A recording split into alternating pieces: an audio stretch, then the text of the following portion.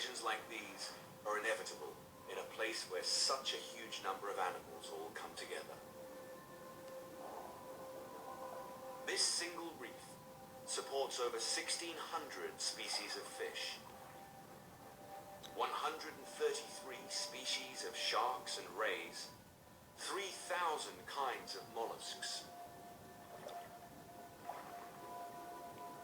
Many creatures live their entire lives in or near the reef walls.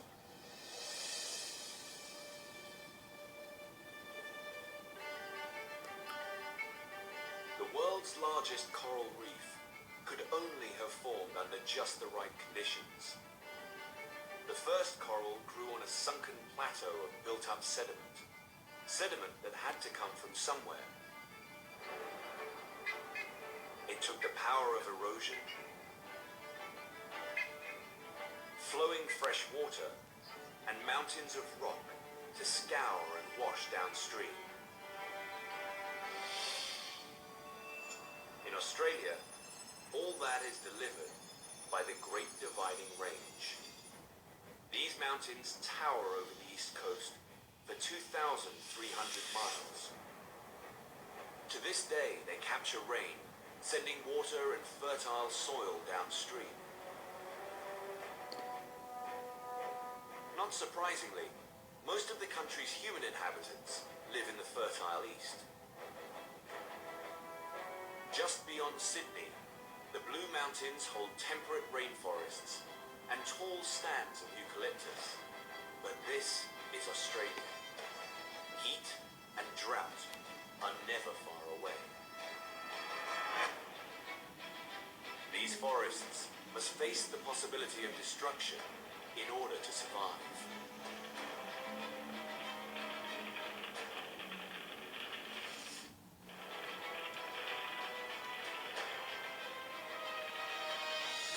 In New South Wales, the hills are ablaze. In a typical year, as much as 10% of Australia's forest goes up in flames. And this fire is especially intense because these trees are eucalyptus. They contain volatile oils that burn twice as hot as oak. A bushfire can rage at 1,800 degrees Fahrenheit, hot enough to melt glass.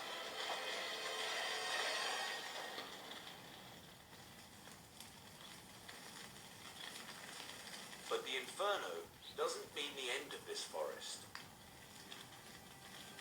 Eucalyptus trees have evolved not just to survive fire, but to exploit it. The heat triggers dormant shoots under the bark to awaken.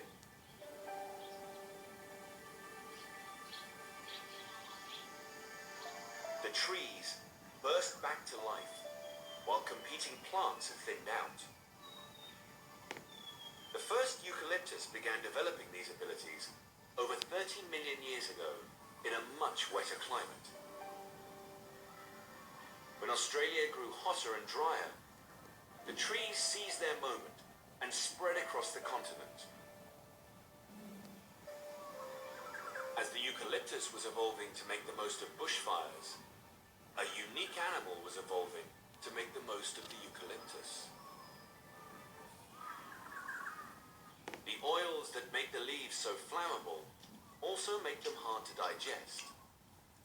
But a koala eats almost nothing else.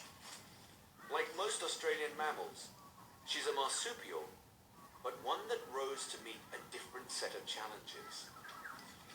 Her liver is able to deactivate the toxic compounds, and her gut is fortified with microbes to extract the most nutrition from the leaves. But such specialization doesn't come easy.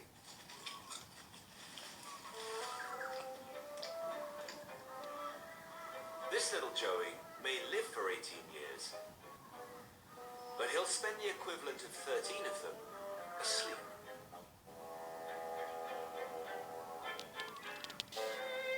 A koala's diet is so low in nutrients that it can only afford to be awake for about 6 hours a day. And when awake, koalas only move when they have to.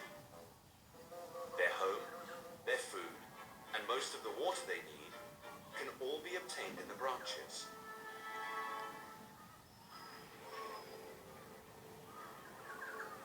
Their bond with the trees consigns koalas to the country's milder east coast.